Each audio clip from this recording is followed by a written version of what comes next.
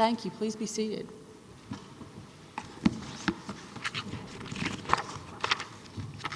The next case on our docket is 22-10171, Johnson versus Tyson Foods, Inc. Mr. Gould, is that correct? Good morning, and may it please the Court. Andrew Gould for the Johnson appellants. In granting Tyson's motion to dismiss for failure to state a claim, the District Court committed three fundamental errors. First, it stretched the Federal Meat Inspection Act and the Defense Production Act beyond any plausible interpretation in incorrectly holding that those acts preempted the plaintiff's workplace safety tort claims. Second, the Court wrongly applied a heightened pleading standard to the Pandemic Liability Protection Act when under the ordinary Twombly-Iqbal standard, plaintiff's complaint sufficiently stated a plausible, non-speculative claim even under the PLPA. And third, even were it otherwise, the Court abused its discretion in denying plaintiffs even a single opportunity to amend their complaint, which was originally filed in state, not federal court. This Court should correct these fundamental errors, and it should reverse. I'm going to begin with preemption under the FMIA, but I'm happy to address the issues in any order that the Court may like. The District Court's ruling under the FMIA was unprecedented, and it was wrong. It was unprecedented because before this case, as well as the now vacated Fields and Wazell opinions and the Garcia opinion from the District Court, which is on appeal to this Court, no District Court had ever held that the FMIA preempts what the OSH Act expressly says it does not preempt, such as these workplace safety tort claims. Preemption analysis, as the Supreme Court has said time and again, turns on congressional purpose. Did Congress intend to displace the state law requirement at issue? How do we find congressional purpose? Well, when we're talking about express preemption, we look primarily to the statutory text and framework. In looking at the statutory text and framework of the FMIA, it is apparent that as the title denotes, the Federal Meat Inspection Act, it is an act about food safety, not worker safety. Before I discuss Section 678, which is the preemption provision, what's helpful about this statute is that there's a introductory section, Section 602, which is the Congressional Statement of Findings. That section states Congress's purpose. It's not a stray legislative statement. It is Congress's enacted words. And what does Congress say? They talk about the problem they're getting at, right?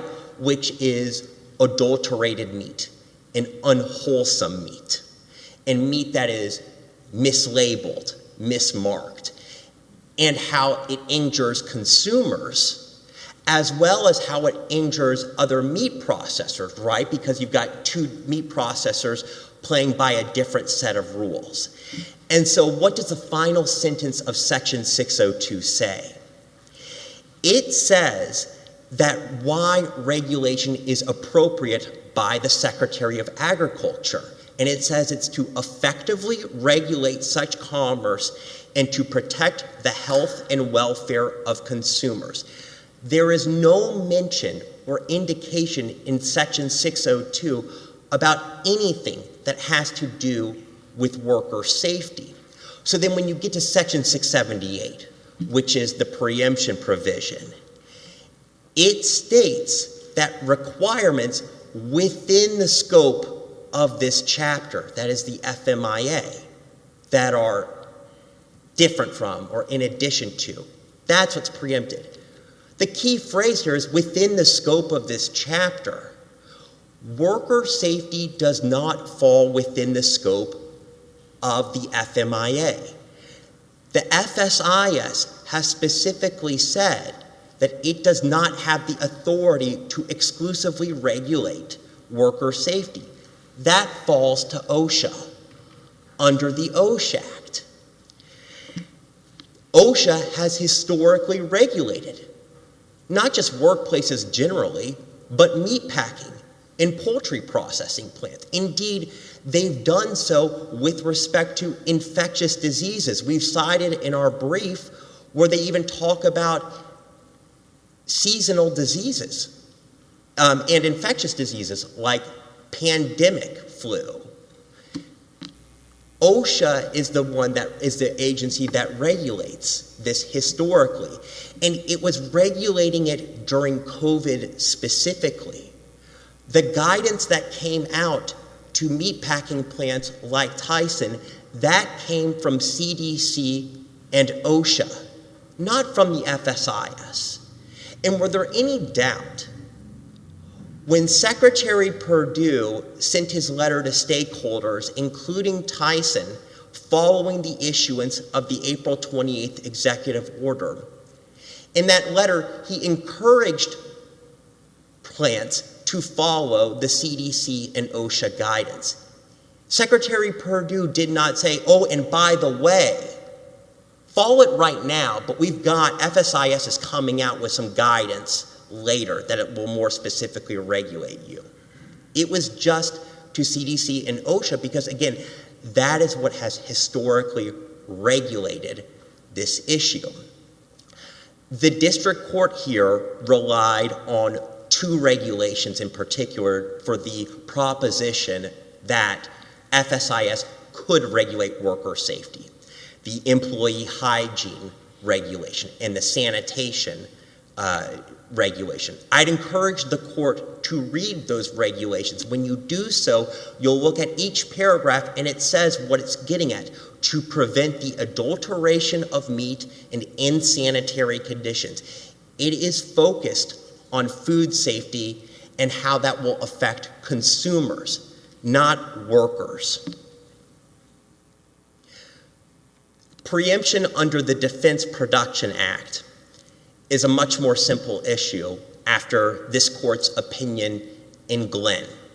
Tyson's argument, and this is at response page 3, the DP... Isn't the key case this key issue we need to decide, the PLPA? It's one of the issues. If we agree with Tyson on that, isn't that the issue? So, yes and no. I'm not saying we will. Sure, if we did. Yes and no. So, it's the issue. So, I agree with Your Honor that if you were to hold that we didn't sufficiently state a claim under the PLPA, and this is key, and the court did not abuse its discretion in granting leave to amend, then it doesn't matter, right? Then it doesn't matter whether or not it's preempted. We argue again, and let me just jump right to the PLPA based on your question. Again, our argument is that twofold. One, it's that we did sufficiently state a claim, and second, even were it otherwise, then the court didn't abuse its discretion, the court did abuse its discretion in denying leave to amend. And of course, as Your Honor is aware, futility is one of the reasons why a court wouldn't abuse its discretion. So if the claim is clearly preempted, then it would be futile. Turning to the PLPA modifies common law negligence in two ways: through the knowing exposure and the causation requirements. But critically, the PLPA does not impose a heightened pleading standard. Well, the Texas statutes can't tell us what the pleading standards are unless they're substantive. So on procedural pleading standards, that's still federal. And your argument is, well, we were in state court, we weren't allowed to amend, but we have a case, Scott versus U.S. Bank National Association, which makes clear that just saying I want to amend and not in any way saying what you would add that would matter, in other words, either attaching the amended complaint or at least walking through it, means it's not an abuse of discretion to deny the amendment. How do you address that? Sure. So jumping directly to leave to amend, I address it in a few ways. I think there are a few unique factors that are at play here. First is that we are moving from state to federal court with a different pleading standard. Texas's fair notice pleading is different from pleading under Twombly and Iqbal. This court recognized as much. Right, but it still doesn't prevent you. I understand why it might mean that your pleading looks different, okay? I was a state district judge in Texas. I'm well aware of what those things look like.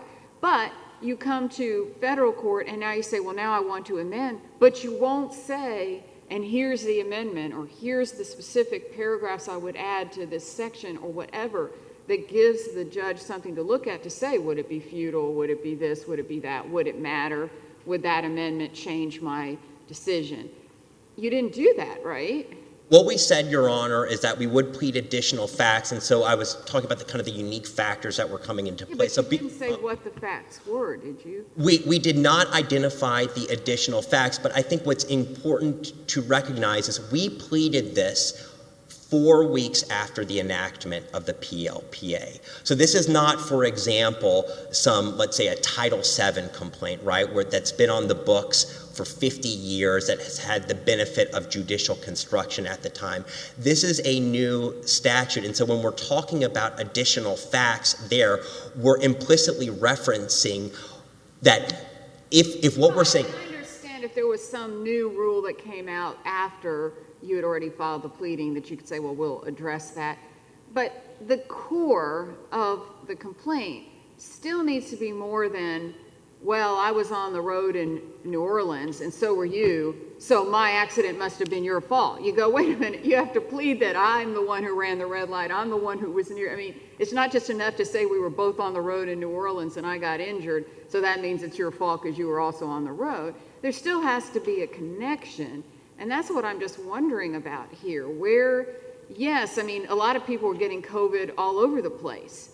And so the question is, where is the connection that some wrong of Tyson is what led to your people's COVID? If we are talking specifically about the complaint that was filed in state court, if you look at ROA 36 and 37, you'll see set forth in these 2 pages paragraphs as to the various things that Tyson knew about. Specifically, that it knew that COVID was spreading in its plant, in this respect, that people were showing symptoms of COVID or they were infected with COVID. We pleaded that Tyson failed to provide PPE, that Tyson failed to implement social distancing guidance or any of the CDC and OSHA guidance. So I want to stop and ask you some specific factual questions about that. I think everybody agrees that early on there was an executive order that said you should follow the CDC and OSHA specific guidelines for the meat and poultry processing industry. All right, at the point in time when your plaintiffs got sick, when was that? When did they get sick? So we didn't plead the exact date that they got sick, and I think that was one of the things that the district court here stated in its opinion, is that one of the things we failed to allege is the exact... All right, let's get right to the point. What PPE guidelines were in CDC, OSHA guidelines were in effect about masks, distancing, what kind of masks, all of that when your plaintiffs got sick? The interim guidance from the CDC and OSHA was in effect at that time, as well as just the general knowledge. What did they require specifically about what kind of masks, social distancing, etc.? I'm sorry. Regarding to the meat and poultry processing industries. I'm sorry, I didn't hear your question. What kind of masks, social distancing, what were the specifics of the OSHA and CDC guidelines at the time your plaintiffs got sick? It was... As applied to these industries. Right. As applied to these industries, it would be the document the interim guidance that was issued around in the April 2020 timeframe that laid out exactly what those specifics... And what specifically did Tyson fail to do? How did it fail to comply with those guidelines? Well, so they failed to provide masks. What kind of masks were required specifically, and who did they fail? Give us specifics that you can say, yes, they failed to give X kind of mask on X date, we got sick because of it. Well, I don't think they failed to provide any type of masks whatsoever, but respectfully, I don't think that we were required at the pleading stage to prove. Let's assume you were. For my purposes, let's assume you were. What kind of masks were they required to provide? How did they fail to meet CDC guidelines and OSHA guidelines specifically? So I think at the time that this was issued, your plaintiffs got sick. At the time that my plaintiffs got sick, I don't believe, and I'd have to look back at the CDC and OSHA guidance, I don't necessarily believe it was necessarily, say, N95 masks that were, in short supply at this time, but it was talking about surgical masks, just the regular type of mask. I mean, the staff report. There was a period where they were basically saying, don't wear a mask unless you're like a nurse in a hospital.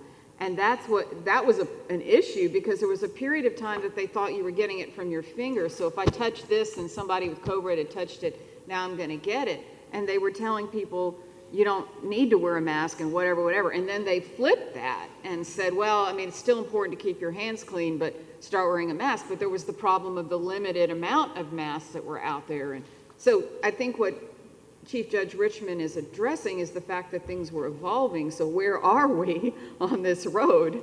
And respectfully, Your Honors, what I would say is that's the merits question. Let's just assume we disagree about the pleading requirements. I want to know, what can you plead specifically about CDC and OSHA violations at the time your plaintiffs got sick? What can you plead? Yes, we can plead that they weren't implementing proper social distancing guidelines, that they were allowing people who were showing symptoms of COVID-19 to come into work, that they were allowing people, they had a work while sick policy. That's our allegations, that they weren't providing any type of masks whatsoever. Those are the things we could have pleaded. And with respect to whether what Tyson did was enough, given what was going on at the very beginning of the pandemic, that's a merits question that's for a jury to decide. No, we need to know what your allegations are. Can you state a plausible claim? Yes. And we need to know specifics. I mean, what did the CDC guidelines say about masks, about social distancing, about not coming to work? I mean, you're saying Tyson affirmatively told sick people to come to work, and that's what your people were next to sick people. Is that what you? That's one of our allegations, is that they had a work while sick policy. But you didn't allege that your people were next to those sick people. I mean, the Tyson meat bank is meat place is huge, and so somebody way over somewhere else could have been the one who was sick, and this person over here, that isn't why they got it. In fact, they went home and their spouse had it, and that's how they got it. So the reality is, just because someone somewhere in this courthouse, for example, has it, doesn't mean we're all going to get it, even assuming, arguendo, we were back in the pre-vaccine and all of that stage. Yes, I don't disagree with that, but again, I think for purposes of pleading, even under the PLPA, what we did was enough. And if we disagree with you, I'm getting at, should we give you another chance? So can you tell me, if you got another chance, what you could plead exactly? Yes, just to reiterate, so what we would plead is that Tyson failed to provide masks, not just necessarily N95, but that they didn't provide masks of any kind, that they failed to implement proper social distancing guidelines, that they had this work while sick policy, that they knew, again, that their employees were coming into work sick. I'm sure we would be pleading things in line with the recent congressional staff report that came out this past year that focused specifically on failures that happened at the Amarillo plant, the one that we're talking about right here. So we can, Chief Judge Richman, we can plead, a more fulsome complaint. And again, with respect to— When did your plaintiffs get sick? I'm sorry? When did your plaintiffs get sick? They got sick at I believe it was around, I believe these were around April of 2020, or it could have been May. I'd have to look back at our records, and I'm happy to provide that. But again, we weren't required to plead exactly when. I'm just saying, if we disagree with you, I want to know what the facts are. I just don't want to send this back on a wild goose chase. And respectfully, I don't think it is a wild goose chase. Again, for purposes of pleading under Twombly and Iqbal is a plausible I'm just saying, assuming arguendo, we do not agree with you, I just want to know what facts you can represent to this court that you can and will plead. I would just go back to what I said previously, which is that Tyson was failing to provide masks. They were failing to implement any social distancing guidelines, that they had a work while sick policy, that they knew that their employees were coming into work showing symptoms of COVID and some that were actually infected with COVID. So things like this, we would replead this if Let all the things that Tyson didn't do or whatever. What additional facts could you plead that would connect some of all of that to your particular plaintiffs? So, Judge Stewart, the causation requirement, I think this gets into the reliable scientific evidence requirement. We don't view it as the case that under the PLPA that we are required to come forth affirmatively with that reliable scientific evidence in our pleading. We absolutely have to provide it for purposes of establishing liability. But for purposes of pleading, we don't have to do it. I mean, already in our complaint right now, we have said that their unsafe work conditions were the cause of them contracting COVID-19. There's no specifics at all on that. I'm not talking about some doctor, but just, if I'm sitting next to someone who has it, that is different from someone, several blocks away having it. Not to say I can't get it and not know how, I get that, but I think that's the question. It's not so much a doctor saying, oh, yes, it was because you sat next to Jane that you got it. It's, you need to say you sat next to Jane. Right, and to the extent that we have to plead, to the extent we are allowed to plead with more particularity, I believe that we can do so. Again, but part of this, what I hear, respectfully. Even your brief hasn't said that your people sat next to Jane, and I'm just putting that in quotes, obviously. Jane being the person who has it. Well, sure. I understand, Judge Haynes. I don't necessarily think that we have to plead it with that specificity, right? I'm telling you one more time, just assume for the purpose of argument that we disagree with that. Let go of that. Can you say, will you people be able to say, no one in my family had it when I got it? I hadn't been around anybody else that had it, but I was near at work with someone who had it or had symptoms. I mean, what can and can't you plead? We're trying to probe the factual record here. I understand.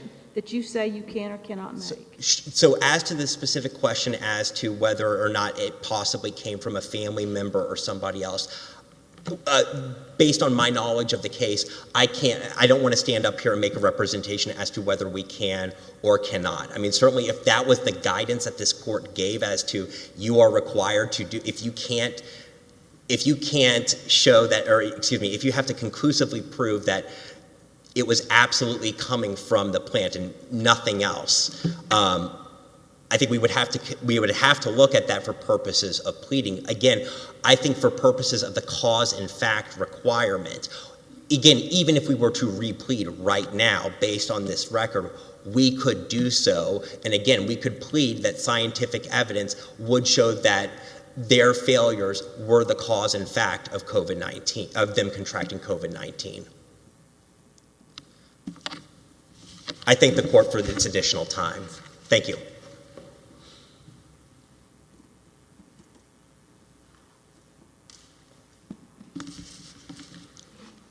Good morning, Your Honors, and may it please the court. Paul Clement for the appellees.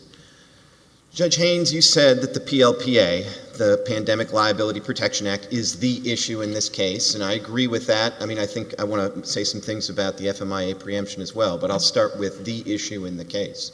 I'll start with just the title of the statute for a second, which is, it is not a statute about pleading or venue. It is the Pandemic Liability Protection Act. It is clearly an act that is designed to limit exposure to defendants in cases just like this, and it clearly imposes substantive requirements. My friend said, I think in passing, that it codifies negligence law in this area. He must have misspoke, because the statute specifically limits liability to two specific kinds of knowing violations. So this is not a negligence statute. It's not a gross negligence statute, which are the only things that were pled in the complaint in this case.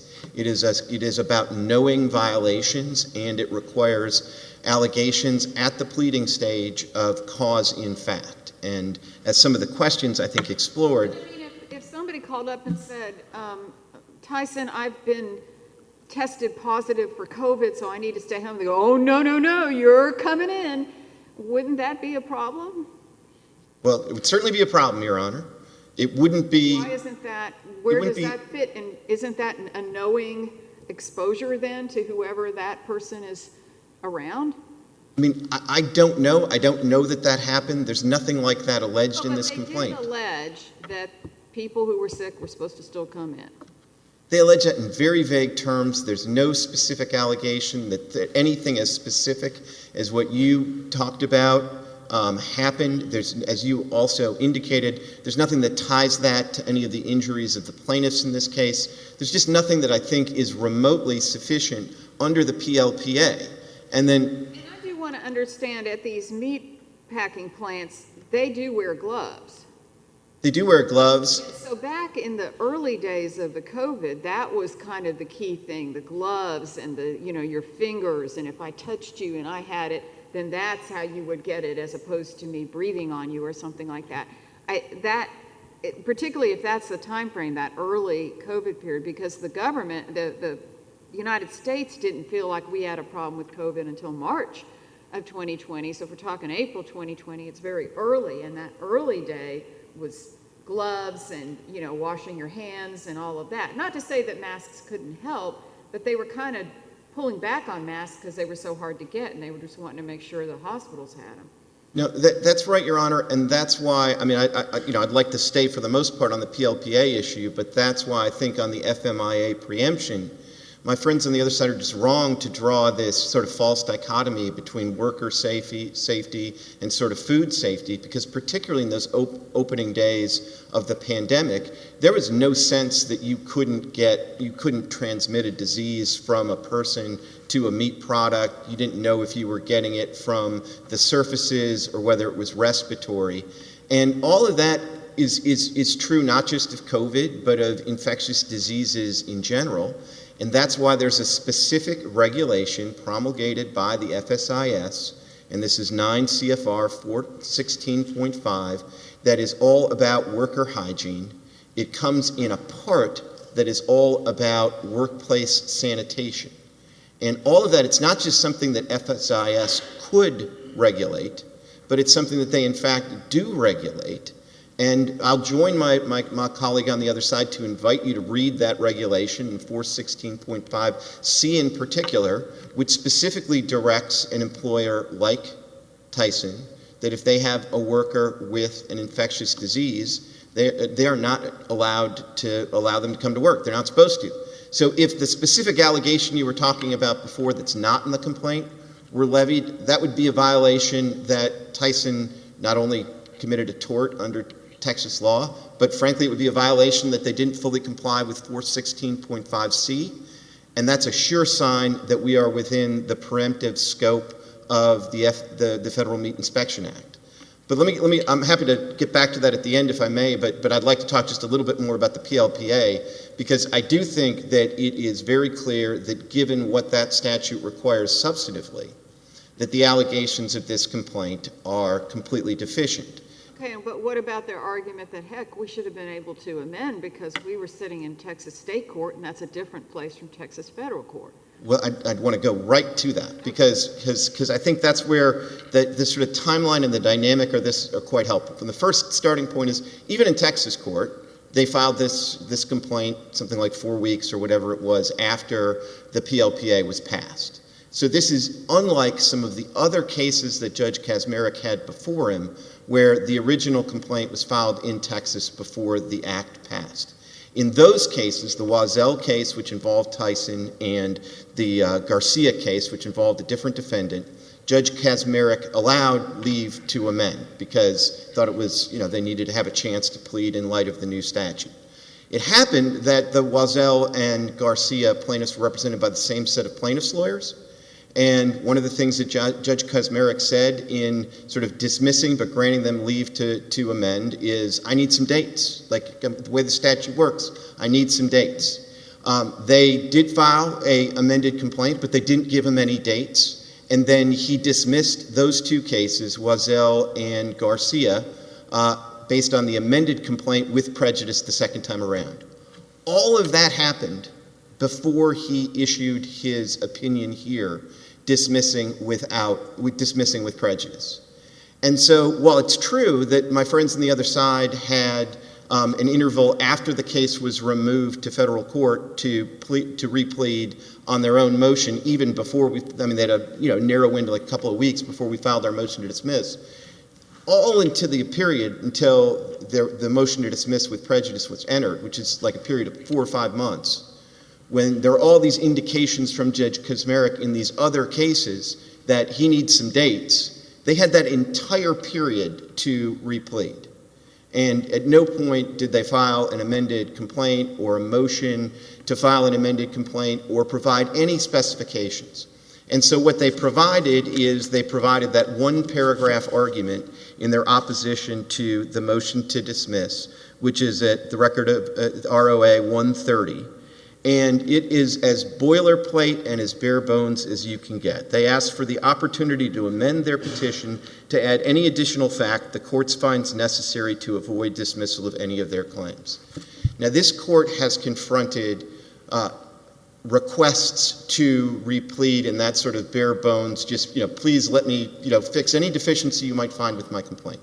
This court has confronted those kind of bare bones efforts on multiple occasions, and on multiple occasions this court has held that it is not an abuse of discretion to not give leave to amend under those circumstances, where no specifications are provided whatsoever. And Your Honor, Judge Haynes, you already referred to the Scott case. There's the Benfield case that we cite in our briefs. We came across 2 more recent cases. There's the Arian against Sewage and Water District of New Orleans case, which is 29 F. 4th, 226, 232. There's the Edwin against Bailey case, 860 F. 3rd, 287, 294. Those are all Fifth Circuit cases. They are. Can you give us the most recent authority on what they've said about opportunity to amend? I can't, Your Honor. I don't know, but I'm not aware of any case by the Supreme Court that would counteract these precedents, and the most recent one from this court is earlier this year. So, I think these are the governing law for purposes of this case, that all you need is, if you're a district court judge, is if all you're confronted with is nothing specific but this kind of boilerplate request, it is not in any respects an abuse of discretion to deny leave to file. And then I think if you put it in the context, it's an unusual context to have essentially 2 other cases with the same set of plaintiffs' lawyers before a single judge. But I think particularly in the context where in those other cases he made clear to the plaintiffs' lawyers, I need dates, and he didn't get any dates. I think, I don't think you need to take that into account, but if you're trying to, answer the ultimate question, did Judge Kaczmarek abuse his discretion by not giving them leave to plead? And I would also say that in Texas State Court, while they don't, at least in my day, I don't know if they've changed that recently, but they didn't have a motion to dismiss, a pure motion to dismiss, so it's a little bit of a different world. But most critically is you can pretty much amend up until close to trial, so, without permission. Absent some court order changing that. So I think that's a difference, but the notion that you don't have to say any facts in state court is not, in my experience, true. You do need to lay out what the facts are, and I kind of think with COVID, because we had this roadway that really altered, and even now, we've got these variants, and we've got this, and we've got that, so things are over time, we keep getting different information from the CDC and so on and so forth. So I do think the time is more relevant here than it might be just in your typical, what day did you run the red light and hit me? Probably doesn't really matter as long as, it was within the statute of limitations. That's absolutely correct, and the district court judge here actually, dismissed this complaint for failure to allege causation, even apart from the PLPA, kind of to your point, that I think even in sort of, the Texas State Court, you would expect there to at least be the date of the injury, the date of the exposure, and then that becomes absolutely indispensable after the PLPA, because the PLPA, asks the plaintiff to essentially show that there was a knowing disregard of guidance that was issued on the date of the exposure. And to be clear about this, I've learned more about the date of the exposure listening to the first half of this argument than I did from anything that's been filed in this case, in the lower court, or in this case. Now, I infer from, first of all, the date is absolutely critical. My friend at one point said, well, this was after the CDC guidance, the CDC OSHA guidance, which came in on April 26, 2022. He later said, well, it was at least sometime, 2020. He then later said, well, it's sometime in April. But of course, if it's the 25th or the 24th, they frankly would have a weaker case because at that point things are so unsure and so unclear that somebody like Tyson has nothing as clear as the guidance they get on the 26th. Let me just ask you something. In your brief on page 39, you're talking about a letter that the secretary sent, or letters, Right. pursuant to Executive Order 13-917, and you quote, that Tyson should effective immediately utilize the guidance issued by the CDC and OSHA specific to the meat and poultry processing industry to safeguard the health, etc. What were the CDC guidelines and OSHA at that point in time regarding face masks, social distancing, whatever, regarding the meat and poultry processing industry? So they were set forth in a specific guidance. There's a part of that my friend quotes, sort of shows you a picture of in his reply brief. But the guidance was at that point finally quite specific. It was, you were supposed to use masks at that point. There were specific ways of trying to order the meat packing lines to sort of put people so that they weren't directly facing each other, and there are various illustrations of all of that. And I think, that's why this would be a different case if there's an allegation that after that letter from the Secretary of Agriculture that you didn't do the specific things that you were told to do. That's the kind of thing that starts to at least begin to satisfy the first part of the pleading requirements under the PLPA. Do you know what kind of masks were required at that point in time for these workers? I don't know the specifics on that. I'm not sure the guidance was as specific as to sort of, N95 or the like. At the point this guidance is coming, there is still, we're still at a point where masks are in short supply. So my recollection is that the guidance was a little more generic than a specific kind of mask. But again, That's all important, right? We need to know. Well, we would need to know to be able to sort of defend ourselves. We would need to, that's all stuff that should have been in the complaint with respect. And again, I think then it comes down to the motion, whether they needed to have more opportunity to amend. And with respect, I think that they've never, even today at the podium, they've been, admirably constrained in not telling you things that they can't, say for sure, but they've been pretty vague about the dates of the exposure and the like. And it's, with all due respect, I think it's just too late in this case for them to now be telling us, well, it was May or it was April 27th, but it was not April 24th, and all of the like. There was certainly no question before the district court. They were being told by the district court in his opinions, by Tyson in their motion to dismiss, you need to give us dates. And they didn't give us dates. They gave us this bare bones. Easy enough to get. That's not something you need a doctor for, and it's not something you need discovery for. Your own client should be able to say. Because if they don't know when they got it and they never experienced any symptoms, then I don't really know why they're necessarily suing. So they obviously feel that they were adversely affected, and they should know when. Sure, and the question... when they started to feel it. And the question of the dates was squarely put before them in the district court. And I don't, I could speculate as to why they didn't ever come up with those dates. I don't know if it's because they didn't know those dates. I don't know if because the dates weren't particularly helpful. Again, it's a different case if in the very first days of the pandemic there was no guidance. It was kind of chaos. It's much harder to impose liability there if you're talking about somebody who didn't get it until late May or June or something like that. Well, then you're talking about a situation where there was firmer guidance that somebody like Tyson could have followed. And so the issue of the dates was squarely presented in the district court, and the district court didn't get any dates, and all they got was this bare bones we'd love to amend once you tell us what the deficiencies are, and that's exactly what this court has said is insufficient. If I could just go to the FMIA preemption issue for a moment, because I do think that if this court were to both hold that the PLPA requires a greater pleading than was pled in the original complaint and agree that there was no abuse of discretion in not giving leave to amend, that would be sufficient to decide this case. But if the court is not going to do one of those two things or otherwise would go further to address the FMIA preemption issue, I think that the FMIA preemption issue is one that the district court clearly got right and would provide an alternative basis to affirm. Then how do you, I know you said the Glenn case was just about federal officer removal jurisdiction and all that kind of stuff, but how do you sync that up with your arguments on FMIA, the Glenn case et al.?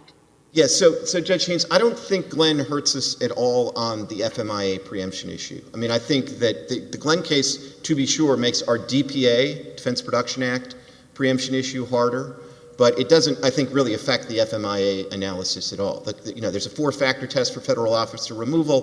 The third factor of the test is whether or not you have a colorable federal defense. That was debated in the pleadings, but in the briefs to the Glenn panel, but the Glenn panel didn't reach that issue at all. They just decided not acting under, that's the end of it. So I think you're really drawing on a clear slate when it comes to FMIA preemption. Of course, the starting place for deciding that would be the Supreme Court's decision in the Harris case, and the Harris, in describing the FMIA preemption clause there and in holding that there was preemption there, the Supreme Court said that the clause sweeps broadly. And with respect, my friend wants to kind of talk all the time about OSHA, but I think the place to start in a case about FMIA preemption is with the text of the FMIA express preemption clause, that's section 678 provision. And you look at that clause and you can see why the Supreme Court said it sweeps broadly. Because with respect to the premises, facilities, and operations of meat processing facilities, if it's within the scope of the FMIA, then the states are out of it, and the state law is preempted. And so the question in this case really comes down, there's no question we're talking about facilities, premises, and operations of a meat packing plant. So the real question comes down to, is this within the scope of the FMIA, and what's the this? So my friends want to tell you, well, it's workplace safety. But no, it's not workplace safety. The issue is employee hygiene and the sanitary conditions of the workplace. And that is squarely within the FSIS and the FMIA. And you know that because there is a regulation directly on point that I've talked about. That's the 416.5 regulation. But I think it's important to recognize that in real time, my client has recognized this. It's not like we've never been sued for a slip and fall in a meatpacking operation. And we haven't previously invoked the FMIA preemption provision in those kind of cases. There's a difference between sort of general workplace safety concerns and something that is specific to employee hygiene and the sanitation of the workplace. And that's squarely what this case is about. Glenn, I know it was dealing with the DPA, and I know it remanded on the federal question, but I just am wondering if the kind of the core of it has any impact here. No, I don't think it does. I mean, I think it was very specific. I think it was very specific, and I want to be as candid as I can that it was not a helpful event for us on our DPA preemption argument. But I really do believe it just did not influence the FMIA preemption argument at all. There's a cert petition in the Supreme Court, I believe. Yeah, there is a cert petition, but having just looked at the reply brief in a companion cert petition from the Eighth Circuit case, it's not about the FMIA. It really isn't, and that issue does stand alone. Thank you, Your Honors.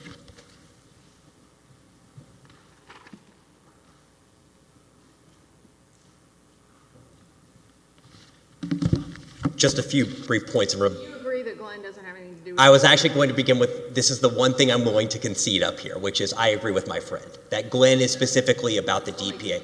It's only about the DPA. Had they gone, not as to the FMIA, had the Glenn court gone into the colorable federal defense, skirmished over that, but it doesn't touch that. So I agree with that. On preemption, I disagree that he said that my friend says we're drawing a false dichotomy between worker safety and food safety. Again, we're not drawing that false dichotomy. The preemption clause itself says, does it fall within the scope of the chapter? And so when you read the Harris case, which I agree with my friend is the key case on this, I searched last night just to see how many times did they mention the word scope, just talking about the scope of the act, and it's no less than 10 times. And there in Harris, it was because the specific regulation at issue fell, as the court said, within the very heart of the FMIA. Was about the euthanasia of non-ambulatory swine. So worker safety, even if a regulation can incidentally affect worker safety, that doesn't mean that it falls within the scope of the chapter. Turning to leave to amend, and what I think has been the most questions I've received and that this court is interested in, my friend is right. My firm represented the plaintiffs in Wazell and Garcia before Judge Kazmarek. A couple points. Respectfully, I disagree with Judge Kazmarek, as the court is now well aware that we were required to plead the dates. But here's, I think, the bigger point. If Judge Kazmarek was penalizing the plaintiffs in this case for what we failed to do in other cases, that's, in fact, it's kind of like an issue preclusion, right? It's basically saying, well, you could have amended in these other cases involving these different parties. Well, I think he was just trying to say you were well aware of some of the concerns. It wasn't like you walked in and said, what? I have to do this? That you were aware of that. I think that's all I was trying to say. I don't think that whether you did something in another case is determinative of this one. I would hope that's not the case. No, but the question is, even standing here today, you still don't seem to know when your clients got sick. That just seems odd to me. I would have thought the day that I met with the clients and was walking through their facts, I would have that on my notes. Now, it's been a while since I've had clients, I agree, but that's my memory of it. Yes, and I don't want to I don't want to stand up here and make a representation that I can't back up. And so what I will say again is that I think if we are told, for example, that you are required to plead the dates, we're going to have to go back and apparently plead the dates. And I'm going to have to talk with our trial counsel to specifically do that. We disagree that it was required. The core here is that you under that Scott case, among others, you need to do more than just say, hey, if you want to know more, I'm happy to amend and tell you about it. That isn't enough. You need a motion to amend, but it needs to be more than that. It needs to say, we can add the following facts, or here is our motion to amend. Now that we understand the problem, we've seen the motion to dismiss, here's our motion to amend, here's an attached new complaint, etc. That's when it kind of becomes something that there's an abuse of discretion in ignoring all that, unless, futility and all. And again, I think, respectfully, what distinguishes this case from those cases is, again, it's the removal from state to federal court, as well as, frankly, the novelty of the PLPA. Okay, I'm just trying to get the timeline here. The case was removed, several months later, a motion to dismiss was filed? I think pretty quickly thereafter. At what point, if any, did the district court say, if you can plead X, Y, and Z, I wouldn't dismiss? Never in this case, Your Honor. In your case, you never had an opportunity to say, if you need dates, we'll provide them? Not in this particular case. No, we never got that opportunity. So was there an oral hearing on the motion to dismiss? No, there was no oral hearing on the motion to dismiss. Was there a briefing back and forth about what was required? And you also, we don't have to plead dates, or? There was briefing, obviously, on the motion to dismiss and whether or not we sufficiently stated a claim under the PLPA. Was the argument made you do have to provide dates, and you said, no, we don't? Yeah, that's correct. The argument was made. You stood on your argument, we don't have to provide dates, but alternative, we can provide dates. We did not, no. So we did not say in our alternative request for leave to amend, we did not say we can provide dates. We did, as my friend says, we did just say we would plead additional facts. But we were never given the opportunity, again, to amend, unlike the other cases in which, yes, the court did grant leave to amend, and then it dismissed it for futility. That was because the PLPA had just come out while you guys were already in court? I don't think, no. So in the other cases, the PLPA had not come out. My friend said, I just want to be clear, I didn't say that the PLPA codifies common law negligence. I said it modifies common law negligence. But I don't think it really matters when the PLPA comes out, because under that argument, what that means is that a plaintiff, if a law is in existence on the books at the time, then you're basically saying, well, plaintiff, you have to plead in compliance with that law. I'm not agreeing with any sort of argument, which I don't think your opponent is making, that you can never amend. What I'm having trouble with is the notion that the district court has to be the one to tell you what to put in your complaint. That's not my experience. My experience is you need to put that in your complaint, and when the other side has moved to dismiss based in part on errors or problems or lack in your complaint or petition in the state court, then that's when you need to move and you need to say, okay, now that I'm in federal court, here's my new complaint that's much more detailed. And I don't mean to be misconstrued on this, Judge Haynes. I'm not saying that Judge Kazmarek was required to include a step-by-step guide as to how we were required to plead under the PLPA. What I am saying is, like any good attorneys, we would have looked at the opinion that said, here are the failings, and we could have amended based on that. But I'm not trying to suggest that he was required to explicitly outline what it was that we were required to do. Tell me in one sentence, if we were to say there was an abuse of discretion to not allow you to amend, tell me in one sentence, what is it would be in the amendment? Again, I think it would be more specifically as to what Tyson failed to do. Excuse me? It would be more specifics about what Tyson failed to do. Exactly, about what Tyson failed to do, what their knowledge was, and based on the court's questions, it would also be about what they knew about in terms of transmission within the Amarillo plant at the time. I mean, as the congressional staff report outlines, almost 50% of Tyson workers at that plant were getting COVID there. The city of Amarillo even highlighted this fact. So again, we would be able to plead additional facts both as to the knowing exposure and the causation elements. I'm not here saying it makes it an easy case, right? That if it goes back and it goes through discovery, that we have an easy case. I'm not at all saying that. The PLPA does make it a much more difficult case for us to prove, but it is not an immunity. Right? It still allows for the possibility of liability.